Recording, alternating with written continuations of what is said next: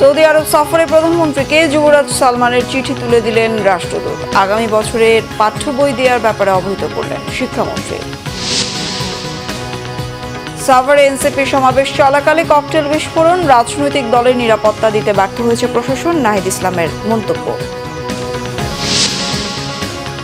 নিম্নচাপের প্রভাবে রাজধানী সহ দেশের বিভিন্ন জায়গায় বৃষ্টি, কক্সবাজারে পাহাড় ধস, নারী শিশু সহ 10 জনের প্রাণহানি। সংবাদ শিরোনাম দেখছিলেন। এবারে বিশ্বকাপটা যেন তারকাদের বিদায়ের মঞ্চে পরিণত হয়েছে। নেইমারের ব্রাজিল আর লুকা মদ্রিচের ক্রোয়েশিয়া বিদায় নিয়েছে। আজ রাতে বিদায় নিল আরেক মহাতারকা ক্রিস্টিয়ানো রোনালদোর পর্তুগাল। শ্বাসরুদ্ধকর লড়াইয়ে শেষ মুহূর্তের গোলে জয় তুলে নিয়ে কোয়ার্টার ফাইনাল নিশ্চিত করে স্পেন। ঢাকা বিশ্ববিদ্যালয়ের টিএসসির দর্শকরাও আবেগাপ্লুত হয়েছেন রোনালদোর বিদায়ে। আরও জানাচ্ছেন ওমর ফারুক। মধ্যরাতে ঢাকা বিশ্ববিদ্যালয়ের টিএসসিতে বড় পর্দায় খেলা উপভোগ করতে ভিড় জমান দর্শকরা, যাদের বেশিরভাগই স্পেন ও পর্তুগালের সমর্থক। শেষ মুহূর্তে নাটকীয় জয়ে স্পেন এগিয়ে গেল বিশ্বকাপের শেষ 8-এ। এই জয়ে কোয়ার্টার ফাইনালে জায়গা করে নিল স্পেন। অন্যদিকে বিশ্বকাপ অভিযান শেষ হলো পর্তুগালে। স্পেন সমর্থকদের উচ্ছ্বাস ছিল চোখে পড়ার মতো। গান, নাচ আর লাল হলুদ পতাকার ঢেউয়ে তারা উদযাপন করেন শেষ 8-এ ওঠার আনন্দ। তাদের বিশ্বাস, এবার বিশ্বকাপ জয়ের স্বপ্ন পূরণের পথে আরও এক ধাপ এগিয়ে গেল স্পেন। CR7 এর জন্য খুবই খারাপ লাগতেছে, বাট অবশ্যই Lamine Yamal and Spain deserve another World Cup. স্পেনের খেলা খুব ভালো লাগছে, মাশাআল্লাহ স্পেনে সাপোর্ট করছি। অ্যাকচুয়ালি আমি আর্জেন্টিনা। এটাই আফসোস, রোনালদো আর খেলতে পারবে না এখন আর। এক পাশে স্পেনের সমর্থকদের উল্লাস, অন্য পাশে পর্তুগাল ও ক্রিস্টিয়ানো রোনালদোর ভক্তদের চোখে অশ্রু। অনেক সমর্থকই আবেগ ধরে রাখতে পারেননি। He failed, he tried his best, but he failed, that's it. আজকে বহুত আশা করছিলাম ভাই লামিন ইয়ামাল একটা গোল দিব ভাই, তবে খুব চেষ্টা করতে পারে নাই। তারপর ভাই জিতছে ভাই, এটাই হলো সবচেয়ে বড় জিনিস ভাই। আজকে আসলে পর্তুগাল টিম হিসাবে আসলে জিততে পারে নাই। তবে খেলার জয় পরাজয় মেনে নিয়ে ক্রিস্টিয়ানো রোনালদো ভক্তদের কাছে কিংবদন্তি হয়ে থাকবে সবসময়, এমনই মন্তব্য CR7 ভক্তদের।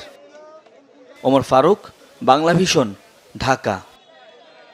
প্রধানমন্ত্রী তারেক রহমানকে সৌদি আরব সফরের আমন্ত্রণ জানিয়েছেন দেশটির যুবরাজ মোহাম্মদ বিন সালমান। একই সঙ্গে সৌদি যুবরাজে বাংলাদেশ সফরের আগ্রহ জানিয়েছেন। এদিকে নভেম্বরে গ্লোবাল আই হেলথ সামিটে অংশ নিতে প্রধানমন্ত্রী তারেক রহমান সম্মতি দিয়েছেন বলে জানিয়েছেন স্বাস্থ্য প্রতিমন্ত্রী। আগামী শিক্ষাবর্ষের প্রথম দিনে শিক্ষার্থীদের হাতে নতুন বই পৌঁছে দিতে সরকারের আগাম প্রস্তুতির কথা জানান শিক্ষামন্ত্রী। আরও জানাচ্ছেন সৈয়দ আব্দুল মুহিত। সোমবার সচিবালয়ে প্রধানমন্ত্রী তারেক রহমানের সাথে সৌজন্য সাক্ষাৎ করেন ঢাকায় নিযুক্ত সৌদি রাষ্ট্রদূত ডক্টর আবদুল্লাহ জাফর এইচ বিন আবিয়া। সাক্ষাতে যুবরাজ মোহাম্মদ বিন সালমান আল সৌদের আমন্ত্রণপত্র প্রধানমন্ত্রীর হাতে তুলে দেন রাষ্ট্রদূত। এছাড়াও দুদেশের স্বার্থ সংশ্লিষ্ট বিভিন্ন ইস্যুতে আলোচনা করেন তারা।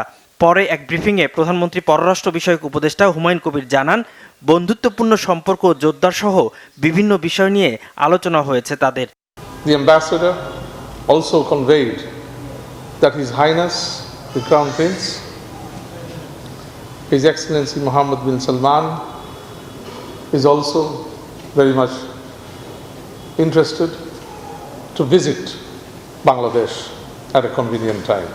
You know, we are very positive about having a strategic cooperation and partnership with the Kingdom of Saudi Arabia. পরে প্রধানমন্ত্রী তারেক রহমানের সঙ্গে international agency for prevention of blindness IAPBর প্রধান নির্বাহী কর্মকর্তা পিটার হল্যান্ড সৌজন্য সাক্ষাৎ করেন। নভেম্বরে অ্যান্টিগা এবং বারমুডায় প্রথমবারের মতো গ্লোবাল সামিট ফর আই হেলথে অংশ নিতে প্রধানমন্ত্রীকে আমন্ত্রণ জানানো হয়। সামিটে কো-হোস্টের দায়িত্ব পালন করবে বাংলাদেশ। পরে স্বাস্থ্য প্রতিমন্ত্রী এম এ মুহিত ব্রিফিংয়ে জানান, গ্রামীণ এলাকার স্কুল শিক্ষার্থীদের চোখের সমস্যা শনাক্ত ও চিকিৎসা নিশ্চিত করতে IAPBর সহযোগিতা চেয়েছে সরকার। এই বাজেটে আমরা চোখের এই ছানি অপারেশনের পর যে লেন্সটা দেওয়া হয়, মাননীয় প্রধানমন্ত্রী উদ্যোগী হয়ে এই লেন্সের উপরে কর কমিয়ে দিয়েছেন, অর্থাৎ এই চোখের ছানি অপারেশনের খরচ কমে যাবে। এতে আমরা এই কর্মসূচির মাধ্যমে 10 লক্ষ মানুষকে ছানি অপারেশন করানোর পরিকল্পনা গ্রহণ করব। তিনি বিশেষভাবে IAPBকে অনুরোধ করেছেন, এই শিশুদের চোখের চশমা এবং চোখ পরীক্ষার জন্য আমরা যদি কোনো কর্মসূচি নেই, সেখানে তারা সহযোগিতা করবেন এবং IAPBও আশ্বাস দিয়েছেন। এদিকে প্রধানমন্ত্রী তারেক রহমানের সঙ্গে পাঠ্যপুস্তক প্রকাশ কার্যক্রমের অগ্রগতি নিয়ে বৈঠক শেষে শিক্ষামন্ত্রী আ.ন.ম এহসানুল হক মিলন জানান, ডিসেম্বরে বার্ষিক পরীক্ষা দেওয়ার সময়ই শিক্ষার্থীদের হাতে পাঠ্য বই তুলে দেওয়ার পরিকল্পনা করছে সরকার। আমরা আশা করছি যে ডিসেম্বরের যে ফাইনাল এক্সাম হবে তখনই তাদের হাতে আমরা বইগুলি পৌঁছে দেব। মাননীয় প্রধানমন্ত্রীর নির্দেশ 30শে নভেম্বরের মধ্যেই আমাদেরকে রেডি থাকতে হবে নতুন পাঠ্যপুস্তক নিয়ে। আমাদের টেন্ডার প্রসিডিং চলছে এবং আমরা work order first week of আগস্টের ভিতরে সব দিয়ে দেবো, then they will start printing. আর এই বিষয়ে যা তদারকি করার দরকার রয়েছে তা আমাদের মন্ত্রণালয়ের টিম রয়েছে, এনসিটিভি রয়েছে এবং আমরা সম্পূর্ণ প্রস্তুত আগামী দিনে সুন্দরভাবে বই দেওয়ার জন্য। Thank you. Syed Abdul Muhit, Bangla Vision, Dhaka. স্থানীয় সরকার মন্ত্রী মির্জা ফখরুল ইসলাম আলমগীর বলেছেন, পার্শ্ববর্তী দেশ কিংবা মার্কিন মুলুকের কোনো দেশ বাংলাদেশকে পরিবর্তন করে দিয়ে যাবে না। নিজেদের পরিবর্তন নিজেদেরকেই করতে হবে। আর পল্লী উন্নয়নের লক্ষ্যে সরকার নারীদের ফ্যামিলি কার্ড ও কৃষকদের কৃষক কার্ড দিচ্ছে বলে জানান স্থানীয় সরকার প্রতিমন্ত্রী মীর শাহ আলম। সোমবার রাজধানীর ওসমানী স্মৃতি মিলনায়তনে জাতীয় পল্লী উন্নয়ন দিবস উপলক্ষে আলোচনা সভায় এসব কথা বলেন তারা। মির্জা ফখরুল ইসলাম আলমগীর আরও বলেন, অতীতে ফ্যাসিস্ট সরকার জনগণের বিশ্বাস ও আস্থা ভেঙে দিয়েছে। বিগত ফ্যাসিস্ট সরকার যত কাজ করেছে তার অর্ধেক খেয়ে ফেলেছে বলে মন্তব্য করে উন্নত বাংলাদেশ করতে সবাইকে ঐক্যবদ্ধ হয়ে কাজ করার আহ্বান জানান মির্জা ফখরুল। আর প্রতিমন্ত্রী মীর শাহ আলম বলেন, গ্রামীণ অর্থনীতিকে ভিন্ন পর্যায়ে নেওয়ার চেষ্টা করছে সরকার। সাভারে এনসিপির পদযাত্রা পরবর্তী সমাবেশ স্থলে বোমা বিস্ফোরণ ঘটিয়েছে সন্ত্রাসীরা। এতে 2 জন গুরুতর আহত হয়েছেন। রাতে সাভার থানা স্ট্যান্ড ঈদগাহ মাঠে সমাবেশ চলাকালে এ হামলা হয়। ঢাকা জেলা এনসিপির আহ্বায়ক ইঞ্জিনিয়ার নাবিলা তাসনিদের বক্তব্যের সময় এ বিস্ফোরণ হয়। এ সময় সমাবেশ মঞ্চে এনসিপির আহ্বায়ক, বিরোধী দলীয় চিফ হুইপ নাহিদ ইসলাম, সদস্য সচিব আক্তার হোসেন এমপি ও উত্তরাঞ্চলের মুখ্য সংগঠক সার্জিস আলম সহ অন্যান্য নেতারা উপস্থিত ছিলেন। ঘটনার পর এনসিপির কেন্দ্রীয় সদস্য ইয়াসির আরাফাত তথ্য নিশ্চিত করেন। পরে এনসিপির আহ্বায়ক নাহিদ ইসলামের নেতৃত্বে তাৎক্ষণিক বিক্ষোভ মিছিল হয়। সেখান থেকে নেতারা সাভার মডেল থানার সামনে অবস্থান নেন। হামলায় আহতদের সাভার এনাম মেডিকেলে নেওয়া হয়েছে। এদিকে তাৎক্ষণিকভাবে প্রতিবাদ সমাবেশ হয়েছে সাভারে। সেখানে বক্তৃতায় এনসিপির আহ্বায়ক নাহিদ ইসলাম অভিযোগ করেন, রাজনৈতিক দলের সমাবেশে নিরাপত্তা দিতে ব্যর্থ হয়েছে প্রশাসন। এর আগে গাজীপুরে এনসিপির আহ্বায়ক ও বিরোধী দলীয় চিফ হুইপ নাহিদ ইসলাম বলেন, বিএনপি সরকার গণভোট ও জুলাই সনদকে এখনও অস্বীকার করছে। জুলাই গণ অভ্যুত্থানের দ্বিতীয় বর্ষপূর্তি উপলক্ষে 36 দিন ব্যাপী কর্মসূচি জুলাই পদযাত্রা শুরু করেছে জাতীয় নাগরিক পার্টি এনসিপি। এরই অংশ হিসেবে গতকাল বিকেলে গাজীপুরের কালীগঞ্জ থেকে শুরু হয় কর্মসূচি, যার মূল লক্ষ্য গণভোটের রায় বাস্তবায়ন, কর্মসংস্থান ও সীমান্ত সুরক্ষা নিশ্চিত করা। এতে দলটির শীর্ষ নেতারা অভিযোগ করেন, বর্তমান সরকার জুলাই বিপ্লবের আকাঙ্ক্ষা ও গণরায়ের সাথে বিশ্বাসঘাতকতা করছে। সমাবেশ থেকে দ্রব্যমূল্য নিয়ন্ত্রণ, লোডশেডিং বন্ধ এবং আইনশৃঙ্খলা পরিস্থিতির উন্নয়নের দাবিও জানানো হয়। বাংলাদেশের 70% মানুষ হ্যাঁ পক্ষে ভোট দিয়েছে, সংস্কারের পক্ষে ভোট দিয়েছে, কিন্তু এই সরকার, এই বিএনপি সরকার গণভোট এবং জুলাই সনদকে এখন অস্বীকার করছে, জনগণের সাথে প্রতারণা করছে, জাতির সাথে গাদ্দারি এবং বিশ্বাসঘাতকতা করছে। যদি জুলাই সনদ বাস্তবায়ন করতে না পারেন, যদি বিচার করতে না পারেন, তাহলে জুলাইয়ের নেতৃত্বের দাবিদার এ কথাটি ভুলেও মুখে আনবেন না। জুলাই জাদুঘর খুলে দিন এবং যারা জুলাই গণ অভ্যুত্থানে হত্যাকাণ্ড চালিয়েছিল তাদের বিচার নিশ্চিত করুন। গতকাল সকাল থেকে ঢাকায় থেমে থেমে বৃষ্টি হয়েছে। ঢাকা ও পার্শ্ববর্তী এলাকায় আরও বৃষ্টি ও বজ্রসহ বৃষ্টির আভাস রয়েছে আবহাওয়া অধিদপ্তরের। আগামী 5 দিন দেশ জুড়ে অতি ভারী বৃষ্টির পূর্বাভাস দিয়েছে আবহাওয়া অফিস। এ সময় তাপমাত্রা কমবে। মৌসুমী বায়ু দেশের উপর তীব্রভাবে সক্রিয় এবং উত্তর বঙ্গোপসাগরে অত্যন্ত প্রবল অবস্থায় রয়েছে।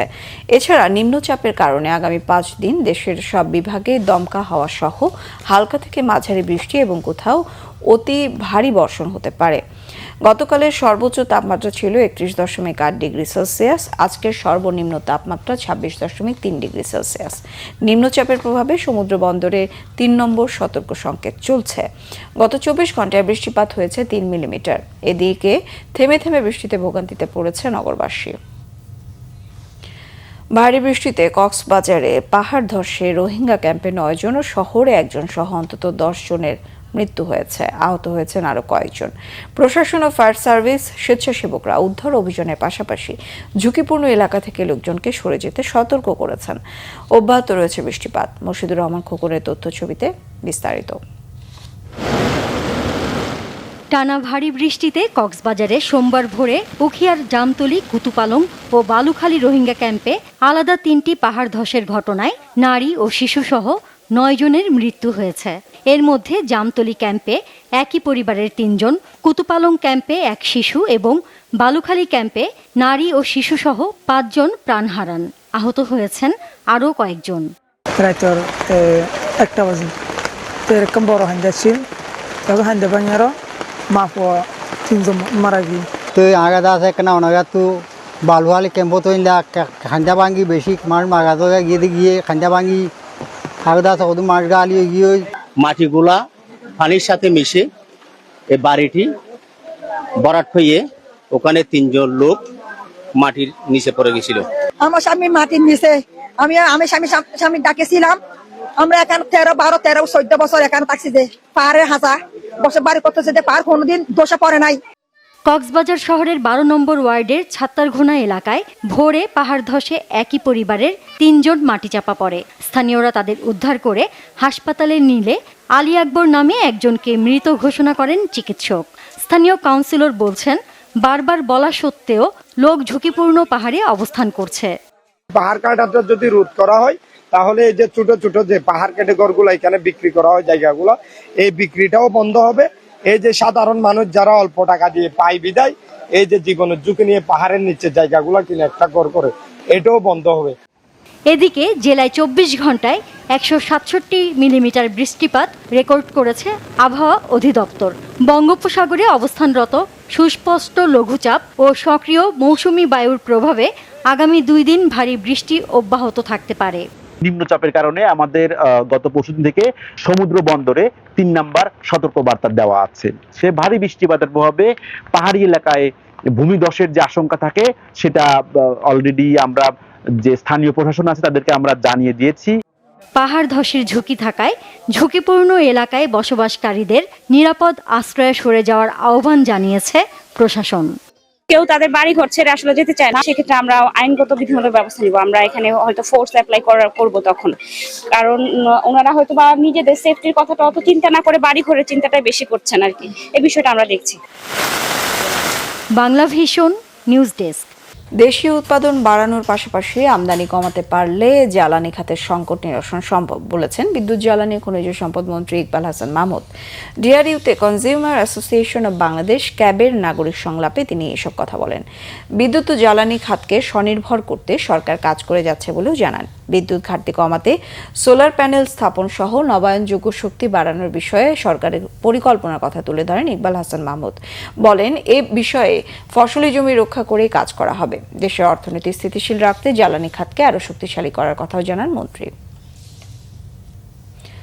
তথ্য ও সম্প্রচার মন্ত্রী জহিরুদ্দিন স্বপন জানিয়েছেন, এলডিসি উত্তরণ 2029 সালের নভেম্বর পর্যন্ত পেছানোর প্রক্রিয়ার মধ্যে আছে, এজন্য তৎপরতা চালাচ্ছে সরকার। তথ্য ও সম্প্রচার মন্ত্রী বলেন, এলডিসি গ্র্যাজুয়েশনের চ্যালেঞ্জ সঠিকভাবে জানায় এবং তা রাজনৈতিকভাবে উপলব্ধির প্রয়োজন। জাতীয় প্রেস ক্লাবে গবেষণা প্রতিষ্ঠান র্যাপিড আয়োজিত এলডিসি উত্তরণ বিষয়ক সেমিনারে তিনি এসব তথ্য জানান। তথ্য ও সম্প্রচার মন্ত্রী আরও বলেন, এলডিসি উত্তরণের পর অনেক চ্যালেঞ্জ আছে, এজন্য রপ্তানিকে অগ্রাধিকার দিয়ে অর্থনীতিকে ঢেলে সাজাতে হবে। এলডিসি উত্তরণে 3 বছর সময় পেলে নীতি কাঠামো সংস্কার ও অর্থনীতি পরিবর্তন হবে বলে মনে করেন তথ্য ও সম্প্রচার মন্ত্রী। অনুষ্ঠানে র্যাপিড চেয়ারম্যান আব্দুর রাজ্জাক বলেন, এলডিসি উত্তরণে বাংলাদেশ 3 বছর সময় পাবে তা এখনো নিশ্চিত নয়। বাংলাদেশে এখন রপ্তানি বাণিজ্যে ক্রান্তিকাল অতিক্রম করতে যাচ্ছে, এখান থেকে বেরিয়ে আসতে হবে বলেন তিনি। ব্যবসায়ী এবং চাকরিজীবীদের টার্গেট করে হানি ট্র্যাপের মাধ্যমে বাসায় ডেকে নিয়ে ব্ল্যাকমেইলিং এর অভিযোগে একটি চক্রের 5 সদস্যকে গ্রেফতার করেছে ঢাকা মহানগর গোয়েন্দা পুলিশের সাইবার অ্যান্ড স্পেশাল ক্রাইম বিভাগ। 3 জুলাই রাজধানীর বিভিন্ন এলাকায় অভিযান চালিয়ে তাদেরকে গ্রেফতার করা হয়। ডিএমপি মিডিয়া সেন্টারের সংবাদ সম্মেলনে সাইবার অ্যান্ড স্পেশাল ক্রাইম বিভাগ দক্ষিণের উপ পুলিশ কমিশনার তরিকুল ইসলাম জানান, সোশ্যাল মিডিয়ায় পরিচয়ের পর প্রেমের অভিনয় করে ফ্ল্যাটে ডেকে নেওয়া হয়।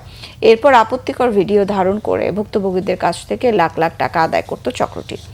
একাধিক ব্যক্তিকে ব্ল্যাকমেইলিং করার তথ্য পাওয়া গেছে চক্রটির বিরুদ্ধে। রাজধানীর বিভিন্ন থানায় গ্রেফতারকৃত সবার বিরুদ্ধে একাধিক মামলা রয়েছে বলে জানানো হয় সংবাদ সম্মেলনে। 3 জুলাই দিবাগত রাতে সারা রাত ধরে আমরা রাজধানীর সবুজবাগ, বাড্ডা এবং খিলগাঁও এলাকায় সমন্বিত অভিযান পরিচালনা করি।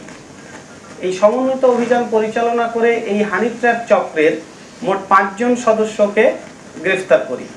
এই চক্রটা একই কৌশলে একাধিক ব্যক্তিকে ফাঁদে ফেলে নির্যাতন এবং আপত্তিকর ছবি ও ভিডিও ধারণ করে। এই আলামতগুলা, এই ডিভাইসগুলা থেকে আমরা পেয়েছি। রোহিঙ্গা সংকটের টেকসই সমাধানে আন্তর্জাতিক সম্প্রদায়কে আরও কার্যকর ভূমিকা রাখার আহ্বান জানিয়েছেন বিশিষ্টজনেরা। রাজধানীর উত্তরায় Bangladesh institute of Islamic thought আয়োজিত এক গোল টেবিলে এই আহ্বান জানান তারা। এর সহ আয়োজক ছিল সেন্টার ফর সিভিলাইজেশনাল ডায়ালগ। বৈঠকে সভাপতিত্ব করেন সিসিডির প্রতিষ্ঠাতা প্রেসিডেন্ট, বিআইআইটির মহাপরিচালক অধ্যাপক ডক্টর এম আব্দুল আজিজ। প্রধান অতিথি ছিলেন তুরস্কের প্রেসিডেন্ট রিসেপ তাইয়েপ এরদোগানের সাবেক প্রধান উপদেষ্টা প্রফেসর ইয়াসিন আক্তাই। তার বক্তব্যে বিপুল সংখ্যক রোহিঙ্গাকে আশ্রয় দেওয়ায় বাংলাদেশের প্রশংসা করেন ইয়াসির আক্তাই। গ্লোবাল ইউনিভার্সিটির সাবেক ভিসি ডক্টর আনিসুজ্জামান, ইসলামী বিশ্ববিদ্যালয়ের সাবেক VC doctor Naqib Mohammad Nasrullah, new ন্যাশনের সাবেক সম্পাদক মোস্তফা কামাল মজুমদার গোল টেবিল আলোচনায় অংশ নেন। মিরপুর বুদ্ধিজীবী কবরস্থানে দাফন করা হয়েছে বিশিষ্ট শিক্ষাবিদ, গবেষক ও লেখক অধ্যাপক আবুল কাশেম ফজলুল হককে। এর আগে বাংলা একাডেমি, কেন্দ্রীয় শহীদ মিনার ও ঢাকা বিশ্ববিদ্যালয়ে আলাদা আয়োজনে শেষ শ্রদ্ধা জানানো হয় তাকে। অন্যান্যদের মধ্যে সংস্কৃতি বিষয়ক মন্ত্রী নিতাই রায় চৌধুরীও শ্রদ্ধা জানিয়েছেন। আরও জানাচ্ছেন সৈকত সাদিক। দেশের বিশিষ্ট রাজনৈতিক চিন্তাবিদ, লেখক, গবেষক, শিক্ষাবিদ ও বাংলা একাডেমির সভাপতি অধ্যাপক আবুল কাশেম ফজলুল হককে শেষবারের মতো শ্রদ্ধা জানাতে সকালে নিয়ে আসা হয় বাংলা একাডেমি প্রাঙ্গণে। বাংলা একাডেমি থেকে আমরা চেষ্টা করব একটা জাতীয় শোক সভা প্রথম করতে। এখানে অনুষ্ঠিত হয় তার দ্বিতীয় জানাজা। অংশ নেন বাংলা একাডেমির কর্মকর্তা, কর্মচারী, রাজনৈতিক ও সাংস্কৃতিক অঙ্গনের ব্যক্তিরা। এরপর শ্রদ্ধা জানান সংস্কৃতি মন্ত্রী নিতাই রায় চৌধুরী। তিনি মারা গেলেও তার আদর্শ, তার চিন্তা ভাবনা আমাদের মধ্যে বেঁচে থাকবে এবং আমরা সবাই তার জন্যে দোয়া করব। আমি তার পরিবার পরিজনের প্রতি এবং তার অগণিত ছাত্রছাত্রীদের প্রতি আমি সমবেদনা জানাচ্ছি। সর্বস্তরের মানুষের শ্রদ্ধা নিবেদনের জন্য পরে মরদেহ নেওয়া হয় কেন্দ্রীয় শহীদ মিনারে। সেখানে রাজনৈতিক ও সাংস্কৃতিক অঙ্গনের বিশিষ্টজনরা অধ্যাপক আবুল কাশেম ফজলুল হককে শ্রদ্ধা জানান। ন্যায় ও সত্যের পথে অবিচল থেকে লেখনীর মাধ্যমে সমাজে কিভাবে ভূমিকা রেখেছেন সেটাও তুলে ধরেন বিশিষ্টজনরা।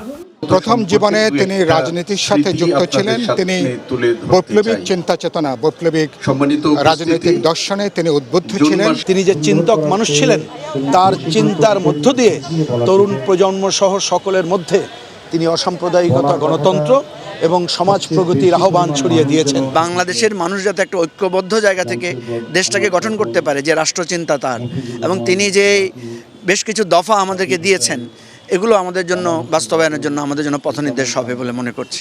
অন্যায়ের সঙ্গে তার বাবা কোনোদিন আপোষ করেননি বলে জানান এই শিক্ষাবিদের কন্যা। আমার বাবা আমার ভাইকে মেরে ফেলার পরে বলেছিলেন, সকলের শুভ বুদ্ধির উদয় হোক। আমি মনে করি বাংলাদেশের সকল মানুষের জন্যই একটাই আমাদের সবার চাওয়া, আমার বাবার পক্ষ থেকে সকলের শুভ বুদ্ধির উদয় হোক। কেন্দ্রীয় শহীদ মিনার থেকে মরদেহ নেওয়া হয় ঢাকা বিশ্ববিদ্যালয় প্রাঙ্গণে। বছরের পর বছর যেখানে তিনি শিক্ষকতা করেছেন সেখানে শ্রদ্ধা জানান উপাচার্য সহ শিক্ষক সমাজের প্রতিনিধিরা। এমন একজন মানুষ ঢাকা বিশ্ববিদ্যালয় থেকে চলে যাওয়াটা অত্যন্ত অপূরণীয় ক্ষতির মুখোমুখি আমরা হয়েছি। আমরা তার পরিবারের প্রতি শোক প্রকাশ করছি। বাদ জোহর ঢাকা বিশ্ববিদ্যালয়ের কেন্দ্রীয় জামে মসজিদে অনুষ্ঠিত হয় তৃতীয় জানাজা। পরে চিরনিদ্রায় শায়িত করা হয় মিরপুর শহীদ বুদ্ধিজীবী কবরস্থানে। রবিবার বিকেলে রাজধানীর মিরপুরে শেষ নিঃশ্বাস ত্যাগ করেন রাষ্ট্রচিন্তক আবুল কাশেম ফজলুল হক। সৈকত সাদিক, বাংলা ভিশন, ঢাকা। সংবাদ শেষ করব, শিরোনামগুলো আরো একবার জানি। সৌদি আরব সফরে প্রধানমন্ত্রীকে যুবরাজ সালমানের চিঠি তুলে দিলেন রাষ্ট্রদূত। আগামী বছরে পাঠ্য বই দেওয়ার ব্যাপারে অবহিত করলেন শিক্ষামন্ত্রী। সাভারে এনসিপির সমাবেশ চলাকালে ককটেল বিস্ফোরণ, রাজনৈতিক দলের নিরাপত্তা দিতে ব্যর্থ হয়েছে প্রশাসন, নাহিদ ইসলামের মন্তব্য। নিম্নচাপের প্রভাবে রাজধানী সহ দেশের বিভিন্ন জায়গায় বৃষ্টি, কক্সবাজারে পাহাড় ধস, নারী শিশু সহ 10 জনের প্রাণহানি।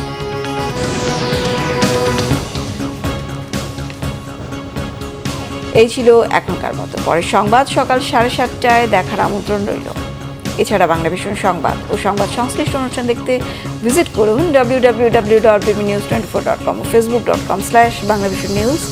সাবস্ক্রাইব করুন youtube.com/banglavisionnews। সঙ্গে থাকার ধন্যবাদ সবাই।